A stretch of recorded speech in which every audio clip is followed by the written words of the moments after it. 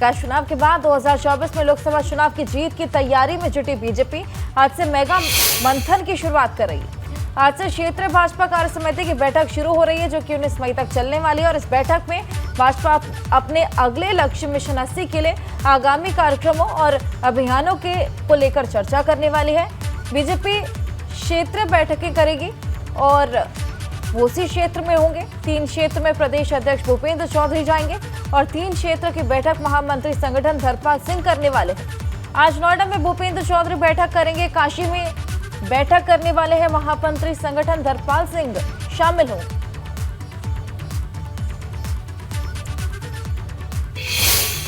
कल शाम पूर्वांचल के बाहुबली नेता और पूर्व के कैबिनेट मंत्री पंडित हरिशंकर तिवारी का निधन हो गया और ऐसे में आज बढ़लगंज में उनका अंतिम संस्कार किया जाएगा।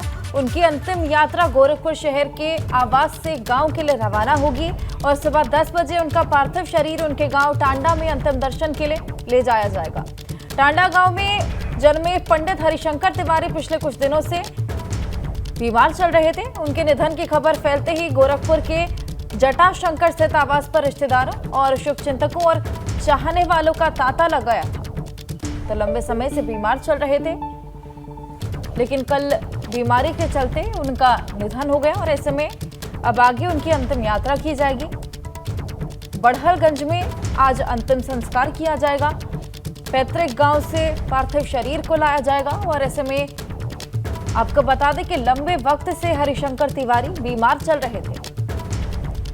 आपको बता दें कि पूर्वांचल के बड़े ब्राह्मण नेताओं में से एक उनकी गिनती की जाती थी और ऐसे में रिश्तेदारों का, शुभचिंतकों का और चाहने वालों का तांता लगा हुआ है उनके घर पे। सभी अपनी शोक और सांत्वना जाहिर करने में जुटे। पूर्व काबीना मंत्री और चिल्लू पार के लगातार 6 बार विधायक रहे और 4 बार मंत्री रहे हरिशंकर तिवारी जी के आवास पर हैं और उनका दुखद निधन हो गया 87 वर्ष की आयु में। देखिए आप यहाँ पर पार्थिव शरीर रखा हुआ है पूर्व काबीना मंत्री हरिशंकर तिवारी का। थोड़ी सी जगह हम भी लेंगे यहाँ पर और लोगों से, चूँकि काफ़ी वर्षों से लोग उनके संपर्क में रहे हैं, उनका आशीर्वाद लेते रहे हैं और बहुत मिलनसार, चूँकि लगातार 6 बार विधायक रहे चिल्लू पार से, तो उन लोगों की समस्याओं को सुनना और उसका निराकरण करना, ये भी उनके यहाँ पर हाथे में देखा जाता रहा है। और यही वजह है कि आज चिल्लू पार की जनता हो, चाहे गोरखपुर और पूर्वांचल के जो लोग उनके चाहने वाले हैं, यहाँ पर आपको भीड़ उमड़ी हुई यहाँ पर दिखाई दे रही है। चिंतक हैं वो यहाँ पर हैं, मधुसूदन त्रिपाठी जी हैं, वरिष्ठ अधिवक्ता हैं और वो उनका जो तमाम जो मुकदमे रहे हैं उनको भी देखते रहे। पंडित जी जब कोई मड़ई में बैठे रहते थे, कोई भी गाता था और अपनी फरियाद कहता था, तो पंडित जी उसका न तो नाम पूछते थे न जात पूछते थे। तुरंत टेलीफोन उठाते थे, तुरंत वार्ता करते, तुरंत उसके पीड़ा में शरीक होते थे और पत्र लिखते थे। जहाँ भी जैसा होता था वैसी उसकी मदद करते थे, चाहे रुपया से, चाहे पैसा से, शरीर से, हमेशा जनता के लिए तैयार रहते थे। इसीलिए आप देख रहे हैं कि आज कितना दुख में लोग अपार भीड़ लगी हुई है उनके दर्शन के लिए, लेकिन जगह कम पड़ जा रही है। किसी भी तबके के लोग आते थे हाथे में, तो कहा जाता है कि हाथे की जो गौशाला है बिना दूध और बिना भोजन किए वापस नहीं जाने देते थे, चाहे कोई संपन्न व्यक्ति आए और चाहे कोई गरीब भी आए। कोई भी आए इस दरवाजे पर, इस हाथे के अंदर आने पे उसको संपूर्ण इज्जत देते थे और मट्ठा पिलाना, दूध पिलाना, जो भी हो, खाना खिलाना। अगर खाना नहीं खाना तो तुरंत किचन से खाते थे, इनको खाना खिलाओ, भेजो। अगर पैसे नहीं है उसके पास घर जाने के लिए तो अपने पास से पैसा देके उसको किराया भाड़ा भेजते थे। देखिए ये जो लोग हैं, जो अहाता जिसको कहा जाता है, हरिशंकर तिवारी का जो निवास आवास स्थान है जटाशंकर पर, वहाँ अब उनके निधन के बाद लोग जुटे हैं उनका अंतिम दर्शन पाने के लिए और बता रहे हैं कि राजनीति के एक युग का अंत है उनका निधन होना। पूर्वांचल की नहीं, देश की राजनीति के एक युग का दुखद अंत है। नीरज श्रीवास्तव, एबीपी गंगा, गोरखपुर। सपा अध्यक्ष अखिलेश यादव ने निधन पर शोक व्यक्त किया है। ट्वीट कर लिखा कि पूर्व मंत्री श्री हरिशंकर तिवारी जी का निधन अत्यंत दुखद है। ईश्वर दिवंगत आत्मा को शांति एवं शोक संतप्त परिवार को ये असीम दुख सहने की शक्ति प्रदान करे। भावभीनी श्रद्धांजलि। और वहीं गोरखपुर से भाजपा सांसद रवि किशन ने भी ट्वीट कर दुख जताया है और लिखा कि पूर्व मंत्री श्री हरिशंकर तिवारी जी ने गोरखपुर स्थित आवास पर अंतिम सांस ली। महादेव अपने श्री चरणों में स्थान दे।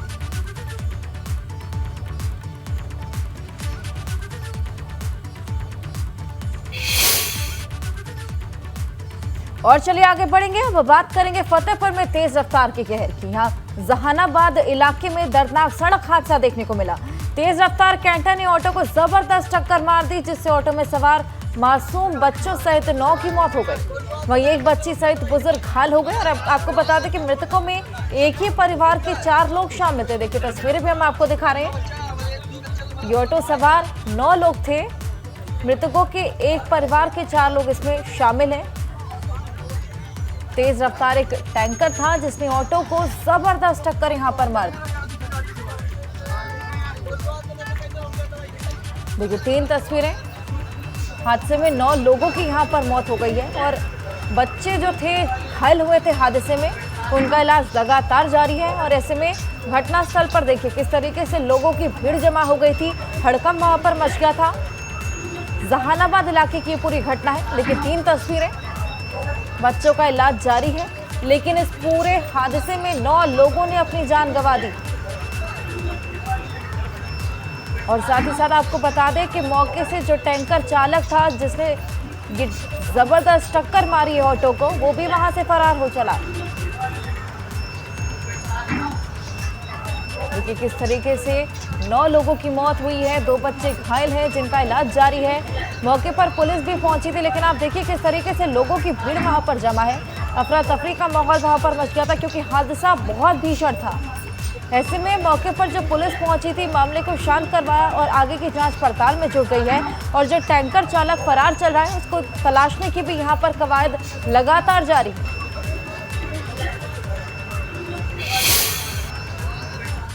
और वहीं पीएम मोदी ने फतेहपुर में हुए सड़क हादसे पर दुख जताया और ट्वीट कर लिखा कि उत्तर प्रदेश के फतेहपुर में हुआ सड़क हादसा अत्यंत दुखद है। इसमें जिन्होंने अपने परिजनों को खोया उसके प्रति मेरी गहरी संवेदनाएं, और इसके साथ ही मैं घायलों के जल्द स्वस्थ होने की कामना भी करता हूं। राज्य सरकार की निगरानी में स्थानीय प्रशासन पीड़ितों की पूरी मदद में जुटा है। और उधर सीएम योगी ने भी ट्वीट कर शोक व्यक्त किया और लिखा कि जनपद फतेहपुर में सड़क दुर्घटना में हुई जनहानि अत्यंत दुखद है। मेरी संवेदनाएं शोक संतप्त परिजनों के साथ है। जिला प्रशासन के अधिकारियों को घायलों के समुचित उपचार हेतु निर्देश दिए गए हैं। प्रभु श्री राम से प्रार्थना है कि दिवंगत आत्माओं को अपने श्री चरणों में स्थान दें, साथ ही घायलों को शीघ्र स्वास्थ्य लाभ प्रदान करें।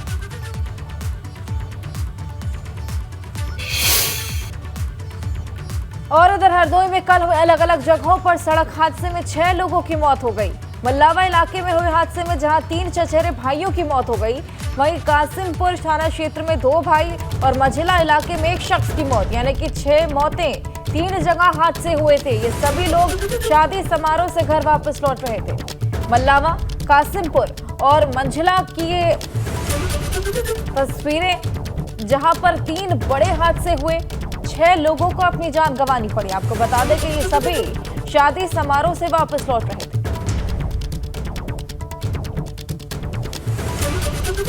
निकाय चुनाव को लेकर भाजपा पर आक्रामक नजर आ रहे हैं। आज लखनऊ में सपा से अलग अलग क्षेत्रों के पदाधिकारियों से मुलाकात कर उस क्षेत्र के चुनाव से जुड़ी रिपोर्ट लेंगे।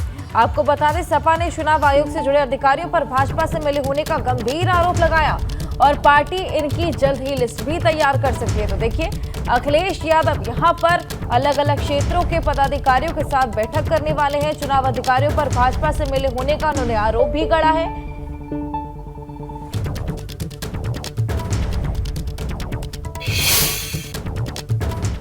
अखिलेश यादव ने निकाय चुनाव में भाजपा की जीत को नकली करार दिया। कन्नौज में अखिलेश यादव ने कहा कि चुनाव में अधिकारियों ने भाजपा को जिताने का काम किया।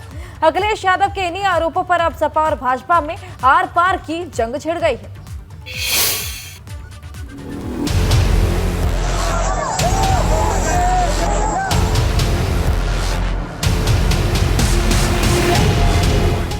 निकाय युद्ध का असली नकली चैप्टर हार वाले फैक्टर पर तूफानी टक्कर।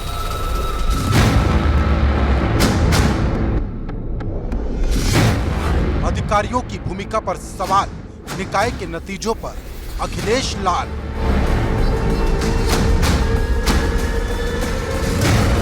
जितना नंगा नाच लोकतंत्र में हो सकता है, भारतीय जनता पार्टी ने यहाँ किया। यूं तो निकाय के नतीजों पर पहले दिन से ही बहस छिड़ी है। इस बीच अखिलेश यादव ने नतीजों को लेकर जो बयान दिया वो निकाय में जीत का जश्न मना रही भाजपा को चुभने वाला है। अखिलेश यादव पहले ही वोटिंग प्रक्रिया और मतगणना पर चुभने वाले सवाल दाग चुके हैं। अब उनका नया बयान आया है जिसमें नगर निगम में 100% की स्ट्राइक से भाजपा की जीत पर असली और नकली की बहस छिड़ दी है। बीजेपी के इशारे पर जगह जगह फर्जी आधार कार्ड बने हुए थे। आज के जमाने में जहां पर बीजेपी की सरकार में लाखों करोड़ रुपए खर्च किए गए हों, इस बात को लेकर के कि आधार नकली नहीं बन सकता। अगर एक व्यक्ति की पहचान है तो वो पहचान दूसरा व्यक्ति नहीं बना सकता है। योजना पर लाखों करोड़ रुपए खर्च हुए हों, उस योजना के धज्जियां उड़ा दी गई हों और फर्जी आधार मिले, यहाँ एक दो नहीं मिले, हजारों की संख्या में।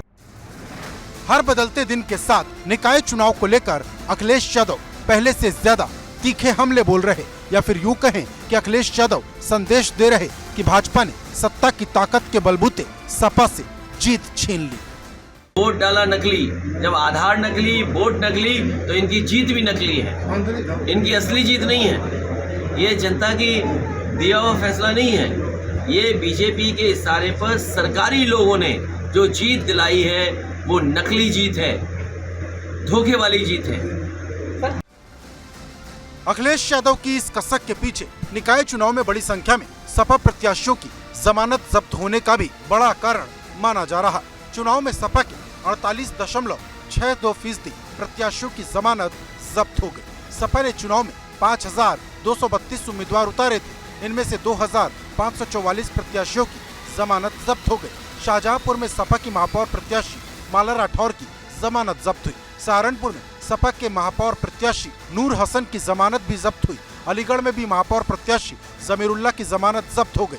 गाजियाबाद में पूनम यादव जमानत नहीं बचा पाई। मुरादाबाद में सपा प्रत्याशी रईसुद्दीन की जमानत भी जब्त हो गई।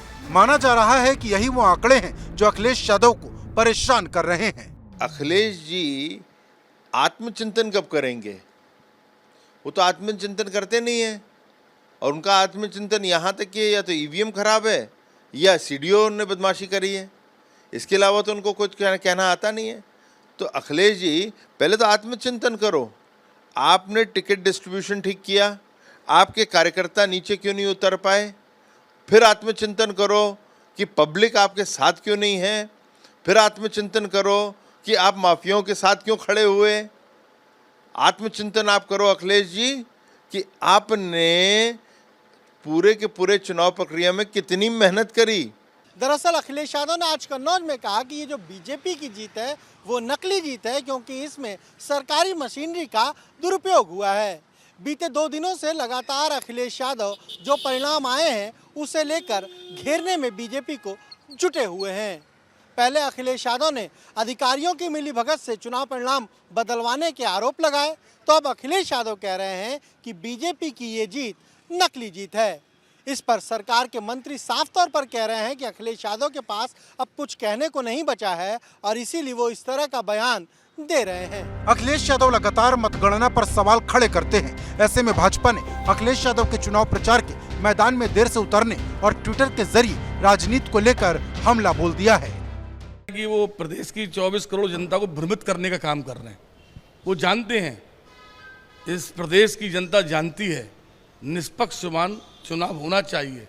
वो चुनाव इस 2023 के अंदर निकाय का चुनाव हुआ है और अधिकारियों ने निष्पक्षता के साथ, बिल्कुल पारदर्शिता के साथ वो चुनाव हुआ है। उनको लगता है कि 2024 के अंदर उनको धरातल पे कुछ नहीं मिलेगा, इसलिए इस बयान को दे रहे हैं। धरातल पे जाइए ना, एसी के अंदर बैठ के आप राजनीति करेंगे, एसी में बैठ के ट्वीट कर देंगे, जनता को भ्रमित करने का काम मत करो। साफ है कि निकाय चुनाव के नतीजों पर सपा और भाजपा आमने सामने है। इस बीच 2024 के लोकसभा चुनाव और महागठबंधन को लेकर अखिलेश यादव ने बड़े संकेत दिए हैं। आदरणीय नीतीश कुमार जी, आदरणीय ममता बनर्जी जी, केसीआर साहब और बहुत सारे दल इसी कोशिश में हैं कि कोई रास्ता निकले और जो दल जहां मजबूत है उस दल के नेतृत्व में ही चुनाव लड़ा जाएगा।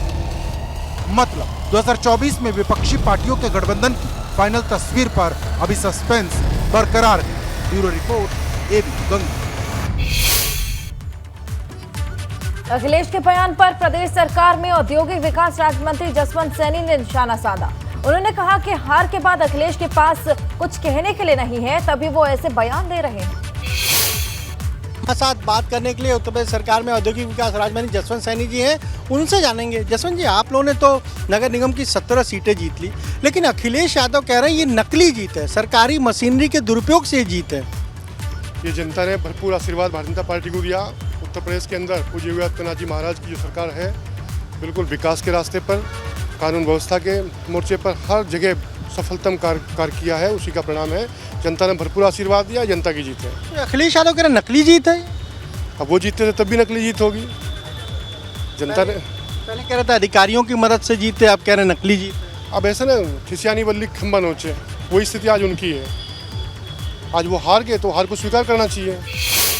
इधर बसपा ने कल निकाय चुनाव में हार की समीक्षा के लिए बैठक बुलाई, लेकिन इससे पहले मेरठ में प्रशांत गौतम को अनुशासनहीनता और पार्टी विरोधी गतिविधियों के आरोप में पार्टी से निकाल दिया गया। और इस कार्रवाई के पीछे महापौर के रेस में मेरठ में बसपा के चौथे पायदान पर पहुंचने को बड़ा कारण माना जा रहा है।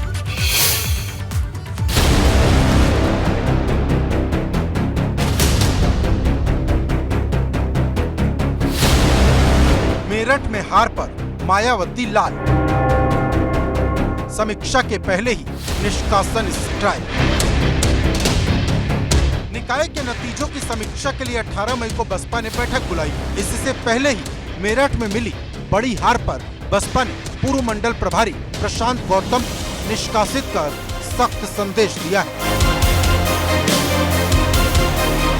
बसपा की ओर से जारी लेटर में साफ तौर पर कहा गया कि प्रशांत गौतम को पार्टी विरोधी गतिविधियों, अनुशासनहीनता और लापरवाही का दोषी पाया गया। नतीजा, प्रशांत गौतम को पार्टी से बाहर कर दिया गया। पूर्व मंडल प्रभारी प्रशांत गौतम पर कार्रवाई ने बसपा में खलबली मचा दी है। जो माननीय बहन जी का आदेश होगा हमें मान्य है, और कार्रवाई की तो अभी समीक्षा चल रही है। जो भी माननीय बहन जी का आदेश होगा वो हमें स्वीकार होगा। अभी इतना डिटेल में जानकारी नहीं है, लेकिन अभी समीक्षा चल रही है, तो अभी माननीय बहन जी ने 18 तारीख को मीटिंग बुलाई है।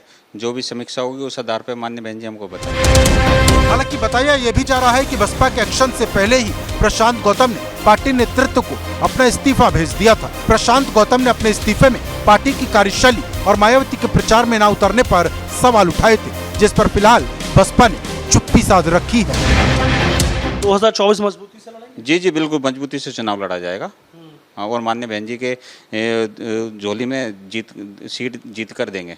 अच्छा, तो वैसे समाजवादी पार्टी से आपको ज्यादा लगता है मुकाबला, या एआईएमएम जिस तरीके से यहाँ पर बढ़त बनाई है? नहीं, समाजवादी का तो कोई अब मामला रहा ही नहीं। उनके पास तो अपना बेस वोट ही नहीं है, तो समाजवादी से का तो कोई मामला है ही नहीं। एआईएम के बारे में आप अच्छी तरह जानते हैं, किसके लिए काम करती है, आप अच्छी तरह जानते हैं। प्रशांत गौतम को निष्कासित करने के पीछे एक तथ्य ये भी है कि मेरठ में मिली हार बसपा को बड़ा झटका देने वाली है। 2017 में मेरठ में बसपा ने महापौर की सीट पर जीत हासिल की थी। तब बसपा को 2,38,000 वोट मिले थे, लेकिन 2023 में मेरठ में बसपा के लिए कहानी बिल्कुल उल्टी हो गई। निकाय चुनाव में बसपा एआईएमआईएम से पीछे चौथे स्थान पर खिसक गई। बसपा को सिर्फ 54,000 वोट मिले। वार्ड स्तर पर सिर्फ 6 वार्ड में बसपा को जीत मिली। माना जा रहा है कि इन्हीं आंकड़ों को लेकर बसपा अध्यक्ष मायावती का पारा चढ़ा हुआ है। मायावती का ये एक्शन 18 मई को लखनऊ में होने वाली बैठक से पहले कड़ा संदेश भी है और संकेत भी। ये बात भी साफ है कि अब तक समाजवादी पार्टी और भाजपा से सियासी जंग लड़ने वाली मायावती को अब ओवैसी की पार्टी से भी दो हाथ करने पड़ेंगे। ये बात भी साफ है कि मेरठ में बसपा को पछाड़कर एआईएमआईएम बीजेपी के बाद दूसरे नंबर की पार्टी बनकर उभरी है, और बीएसपी के लिए ये अच्छा संकेत नहीं है। मेरठ नगर निगम के चुनाव में इस बार बसपा से बेहतर प्रदर्शन एआईएमआईएम का रहा। एआईएमआईएम के 11 पार्षद चुने गए। देखिए, ये तो जनता जनार्दन है, और जनता जब एक बार किसी को चुन लेती है और उसके बाद जो चुनाव जीत करके आवाम के लिए जो पार्टी काम नहीं करती, उसके नुमाइंदे काम नहीं कर पाते हैं, जनता उन्हें नकार देती है। ऐसे इस चुनाव में हुआ। 5 साल पहले बीएसपी की कैंडिडेट जीती, वो बीएसपी को छोड़ी, सपा में भागी, काम भी नहीं किया। आवाम ने उनको ठुकरा दिया और ठुकरा करके आवाम ने ये बता दिया कि हमें हमारे बीच में उन लोगों की हरगिज़ ज़रूरत नहीं है जो हमारे काम नहीं आ सकते, जो हमारे मसाइल को हल नहीं कर सकते। मेरठ नगर निगम के नतीजे एआईएमआईएम के लिए उत्साहजनक है, तो बसपा को समीकरणों की समीक्षा का संदेश देने वाले माना जा रहा है कि मायावती की चुनाव प्रचार से दूरी और बसपा की मुस्लिम समाज को साधने वाली रणनीति दलित समाज का मोह भंग कर दिया है। मुस्लिम समाज ने भी उनको आईना दिखाया है। सपा और बसपा मुस्लिम वोटों को अपना वोट बैंक मानकर और उनके प्रति केवल वोट लेना, बाद में भूल जाना की नीति अपनाए हुए थे। अब की बार मुस्लिम समाज ने सपा और बसपा को आईना दिखाने का काम किया। साफ है कि निकाय चुनाव में हार से बसपा की नीति पर सवाल उठने लगे हैं। मेरठ से सनुज शर्मा, एबीपी गंगा।